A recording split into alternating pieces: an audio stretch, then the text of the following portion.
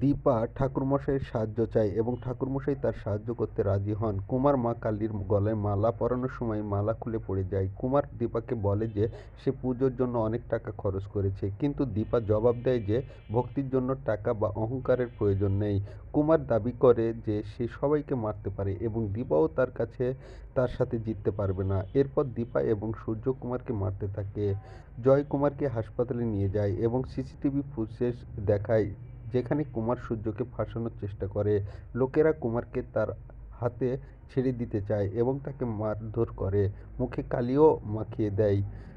Police আসলে কুমার পুলিশের বন্দুক নিয়ে সবাইকে ভয় দেখায়। সোনা ও রূপা আসলে কুমার সোনাকে ধরতে চায়, কিন্তু রূপা সোনাকে সরিয়ে দিয়ে নিজে কুমারের কাছে যায়। কুমার রূপার মাথায় বন্দুক ঠেকিয়ে সবার সামনে হুমকি দেয় যে কেউ এগিয়ে এলে সে রূপাকে শেষ করে দিবে। সূর্য পুলিশের বন্দুক নিয়ে রূপাকে ছেড়ে দিতে বলে। কুমার পালিয়ে যায় এবং বলে যে সে কাউকে ছাড়বে না।